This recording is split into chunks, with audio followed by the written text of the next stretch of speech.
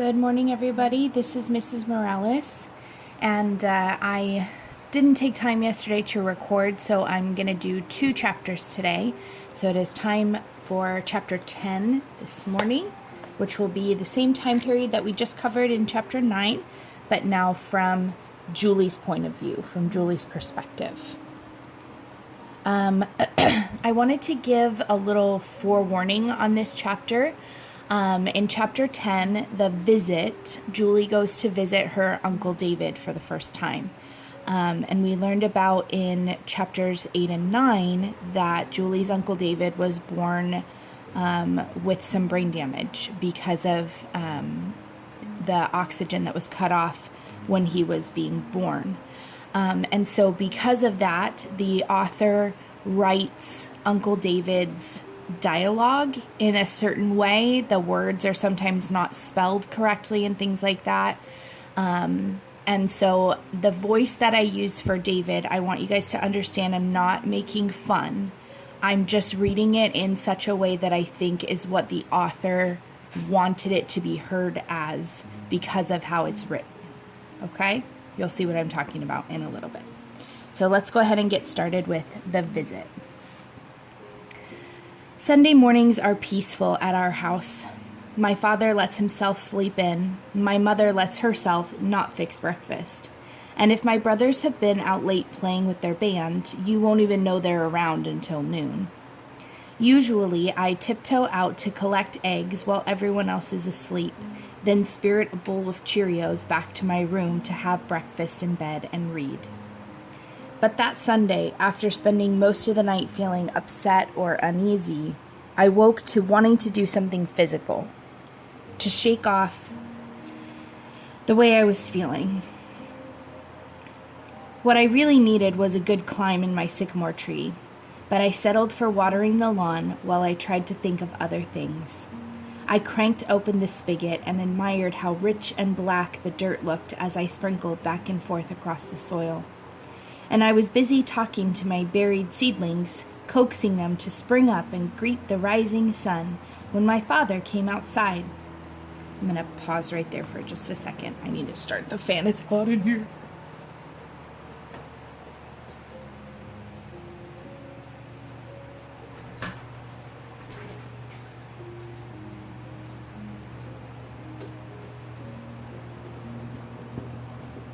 Okay, I'm back.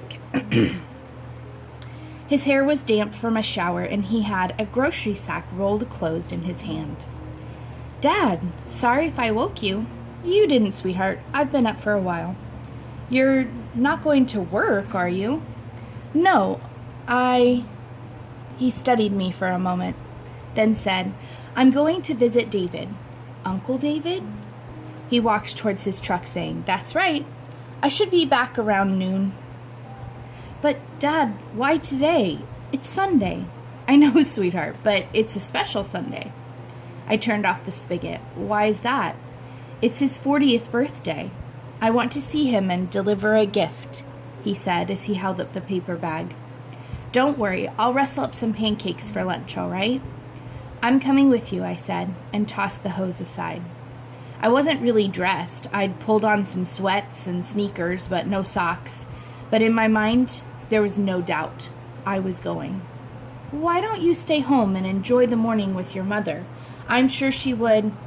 I went over to the passenger side of the truck and said, "I'm coming," and then climbed inside and slammed the door back in place. "But," he said through the driver's window, "I'm coming, Dad." He studied me a moment, then said, "Okay," and put the bag on the bench seat. "Let me leave a note for your mother."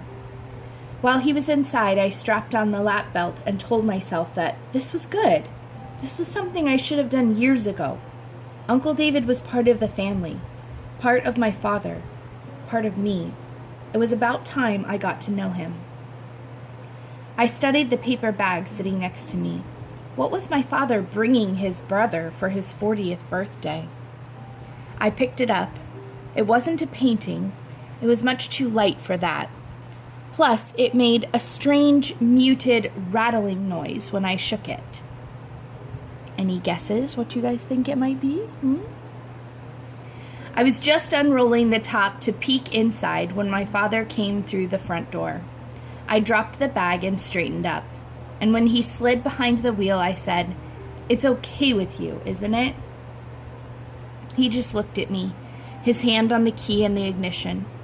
"I'm not ruining your day with him or anything, am I?" He cranked the motor and said, "No, sweetheart, I'm glad you're coming." We didn't say much to each other on the drive over to Greenhaven. He seemed to want to look at the scenery, and I had a lot of questions, but none that I wanted to ask. It was nice, though, riding with my father. It was like the silence connected us in a way that explanations never could. When we arrived at Greenhaven, my father parked the truck, but we didn't get out right away. "It takes some getting used to, Juliana, but it does grow on you. They grow on you. They're all good people." I nodded, but felt oddly afraid. "Come on then," he said, taking the sack from the seat. "Let's go inside." Greenhaven didn't look like any kind of hospital to me, but it didn't quite look like a house either. It was too long and rectangular for that.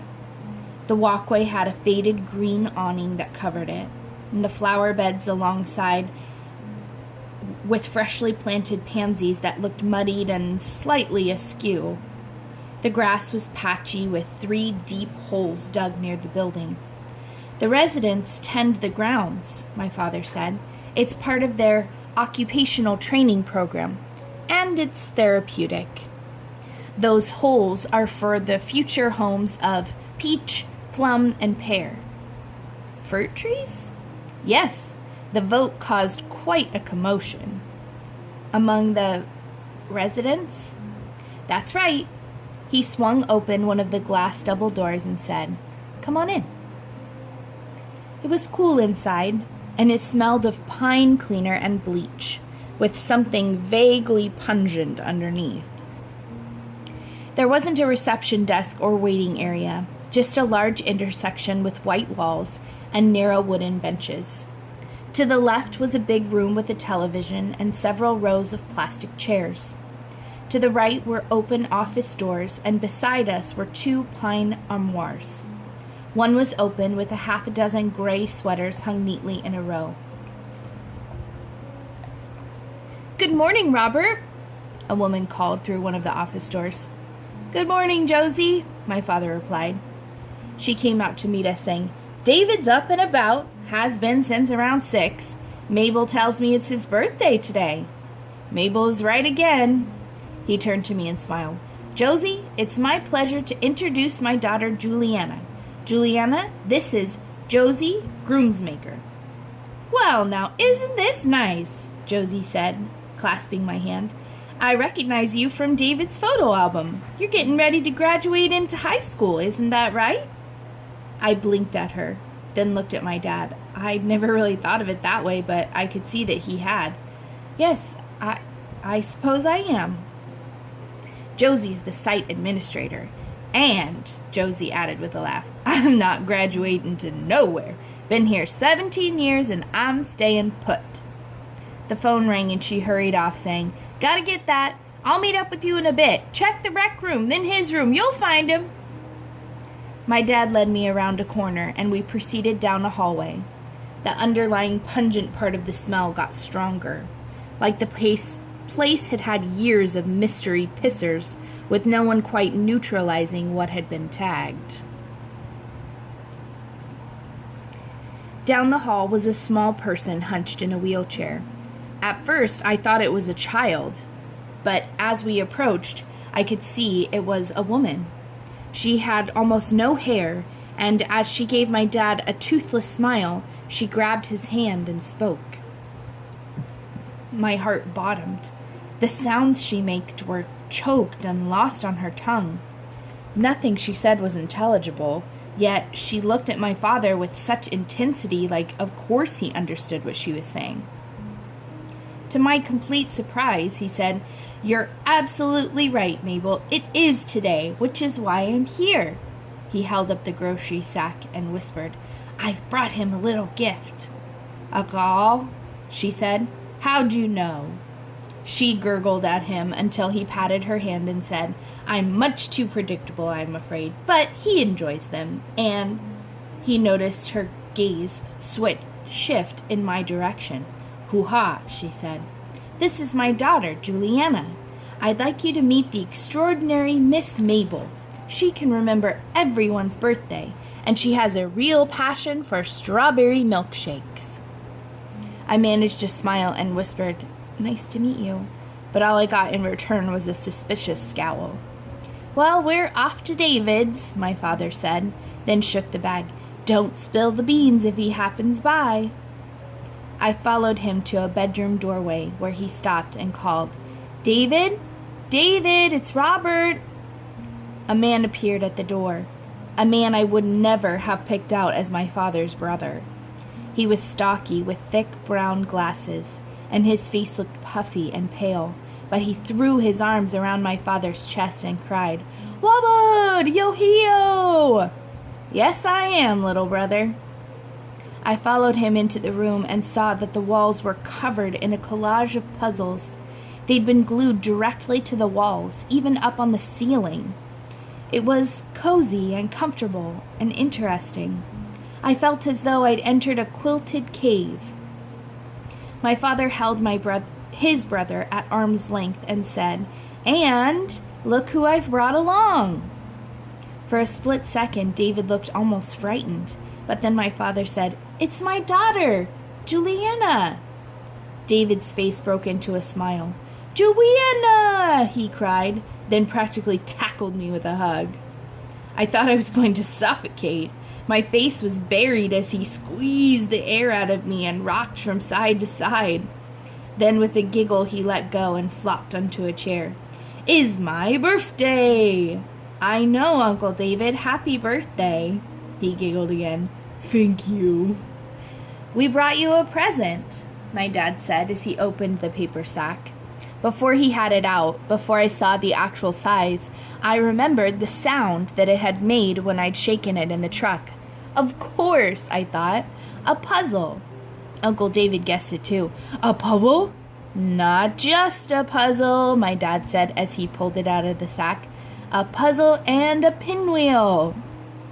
Dad had wrapped the puzzle box up in pretty blue paper and taped the red and yellow pinwheel on as a bow. Uncle David snatched the pinwheel right off and blew, first gently, then fiercely in great spitty bursts. Ownge! He cried between blows. Ownge!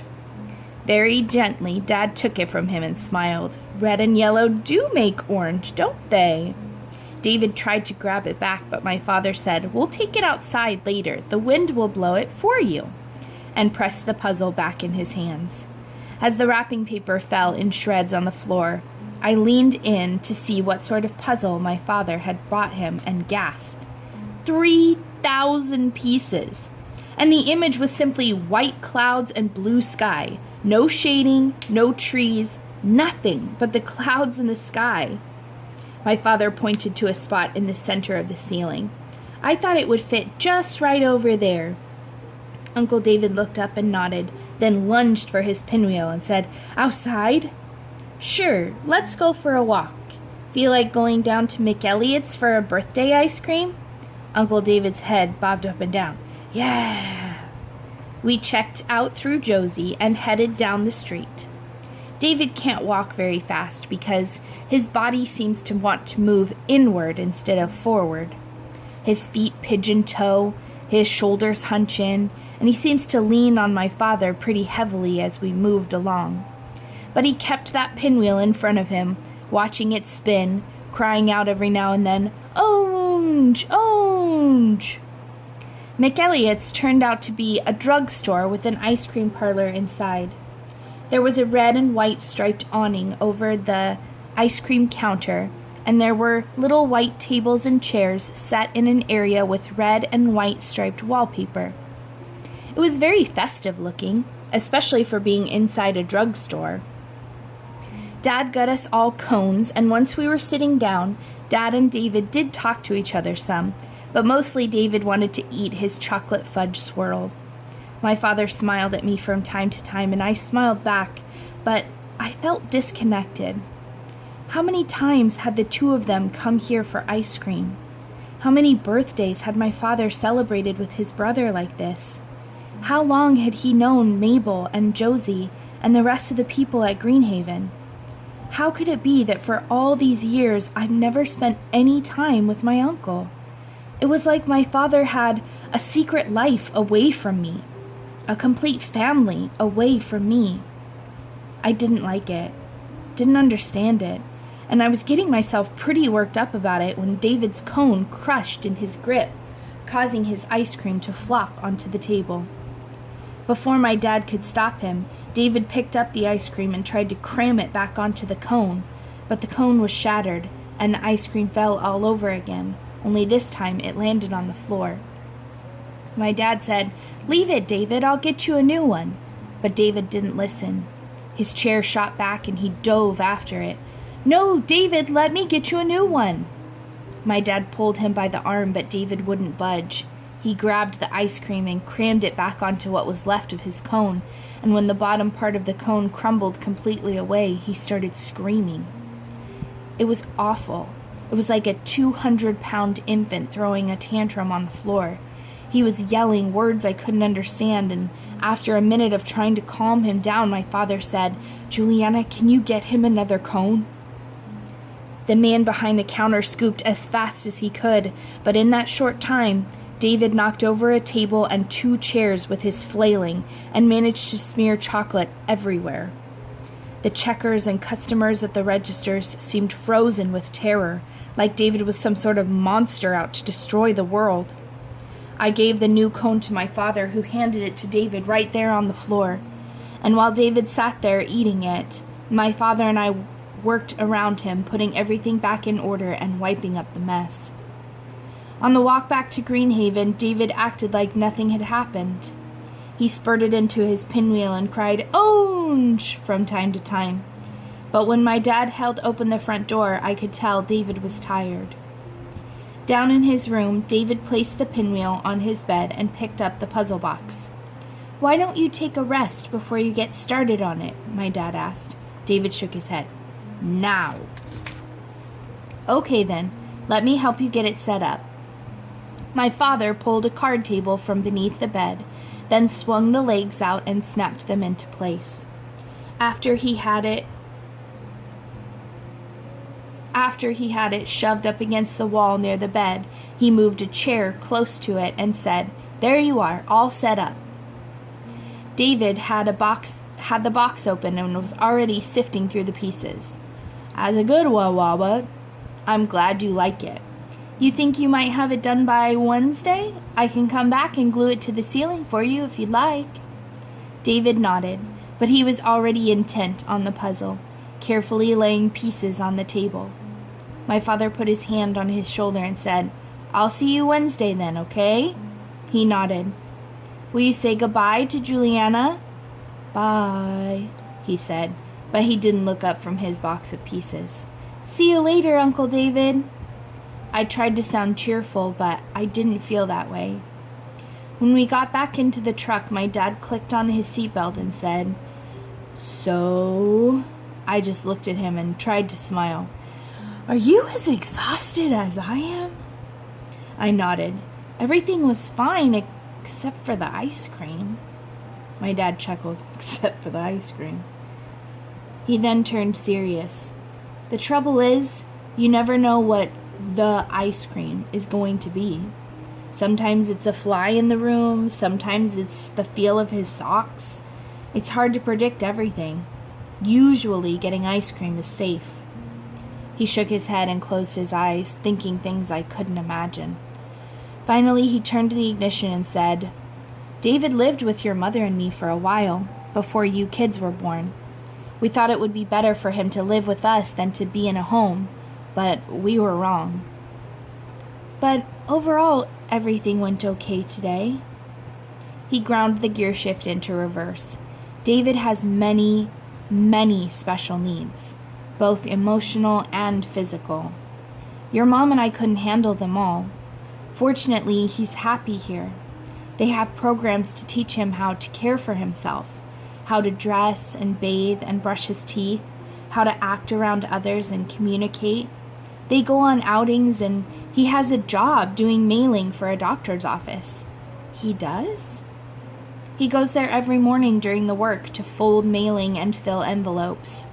Greenhaven's been so good for him. He gets an incredible amount of individualized attention, and he has his own room, his own friends, his own life. After a minute, I said, "But he's part of the family, Dad, and it just doesn't seem right that he's never been over for a visit, not even on Christmas or Thanksgiving." "He doesn't want to, sweetheart. One year, your mother and I insisted he spend Thanksgiving with us, and it was the biggest disaster you can imagine. He broke a window out of the car. He was that upset." "But why haven't we been visiting him? I know you have, but the rest of us, why not?" "Well, it's draining, and your mother finds it incredibly depressing, and I understand that. We both agreed it was no place to take children." He accelerated onto the highway, silent behind the wheel. Finally, he said, "The years just seem to slip away, Juliana. One day you have a baby in your arms, and the next you realize she's very nearly a woman." He smiled at me sadly. "I love David, but he is a burden. I guess I wanted to protect you from that. But I realize now that all of this has affected you and the family. But Dad, it's not, Juliana, what I'm trying to say to you is, I'm sorry. There was so much I wanted to give you, all of you. I guess I didn't see until recently how little I've actually provided. That's not true. Well, I think you know my heart's been in the right place, but if you line it up objectively, a man like, say, Mr. Lasky, adds up to a much better husband and father than a man like me does. He's around more, he provides more, and he's probably a lot more fun." My dad wasn't one to go fishing for compliments or signs of appreciation, but still, I couldn't quite believe he actually thought that. "Dad, I don't care how it looks on paper. I think you're the best dad ever. And when I marry somebody someday, I sure don't want him to be like Mr. Lasky. I want him to be like you." He looked at me like he couldn't quite believe his ears. "Is that so?" he said with a grin. "Well, I'll remind you of that as your someday approaches." That turned the rest of the trip around. We laughed and joked and talked about all kinds of things, but as we neared home, there was one thing the conversation kept turning back to: pancakes. My mother, though, had other plans. She'd spent the morning scrubbing floors and nixed the pancakes. "I need something with more staying power, like grilled ham and cheese, with onions," she said. "Lots of onions." "Scrubbing floors," my dad said. "It's Sunday, Trina. Why are you scrubbing floors?" "Nervous energy," she looked at me. "How'd it go?" "Okay, I'm glad I went." She glanced at my dad and then at me. "Well, good." She sighed, then said, "I also felt like scrubbing because I got a call from Patsy." "Lasky?" my dad asked. "Is something wrong?" My mother pushed a few wisps of hair back and said, "No, she called to invite us over for dinner on Friday." We blinked at her a moment. Then I asked, "All of us?" "Yes." I could see what my dad was thinking. Why? All these years of living across the street, we'd never been invited over. Why now? My mom could see it too. She sighed and said, "Robert, I don't know exactly why, but she was insistent. She was practically in tears, saying how sorry she was that she'd never invited us before, how she'd really like to get to know us better." "What did you tell her?" "I couldn't very well say no. She was being so nice, and Chet has really done a lot." She shrugged and said, "I said we'd go. It's set for Friday at 6 o'clock. "Really?" I asked. She shrugged again. "I think it might be nice. A little strange, maybe, but nice." "Well, okay then," my dad said. "I won't schedule any overtime for Friday. What about the boys?" There's no gig on the calendar, and they're not scheduled to work, but I haven't talked to them yet. Are you sure they want all of us over there? My dad asked. My mom nodded. She insists. I could tell the whole idea of dinner with the Laskys was making my dad pretty uncomfortable, but we could both see that something about this invitation meant a lot to my mother. All right then, he said, and got to work on slicing cheese and onions. For the rest of the afternoon, I sort of lazed around, reading and daydreaming, and at school the next day I couldn't seem to concentrate. My thoughts kept turning back to David. I wondered what my grandparents had been like, and what they'd gone through having a son like him. I daydreamed a lot about the sycamore tree, too, which I first thought was because I was feeling melancholy, but then I remembered how my mother had called the sycamore a testimony to endurance. It had survived being damaged as a sapling. It had grown. Other people thought it was ugly, but I never had. Maybe it was all how you looked at it. Maybe there were things I saw as ugly that other people thought were beautiful. Like Shelley Stahl's. A perfect example. To me, there was absolutely nothing to recommend her, but the rest of the world seemed to think she was the cat's meow. Meow. Anyway, I sort of drifted through the week like that until Thursday. Thursday, our social studies class went to the library to do research for our famous historical figures report. I'd chosen Susan B. Anthony and her fight for the right to vote. And I was in the middle of tracking down some books when Darla Tressler flagged me down from the end of the stack. Darla was in a few of my classes, but we weren't really friends, so I looked behind me to see who else she might be flagging. Come here, she mouthed, frantically waving me over. So I hurried over. She pointed through the columns of books and whispered, Listen. It was Garrett's voice, and then Bryce's, and they were talking about me. About my chickens and salmonella poisoning, and how Bryce had been throwing away my eggs, and about me fixing up our yard. Bryce was sounding like he felt really bad, but then suddenly my blood ran cold. He was talking about David. And then Garrett laughed and said, A retard? Well, that explains a lot, doesn't it? You know, about Julie.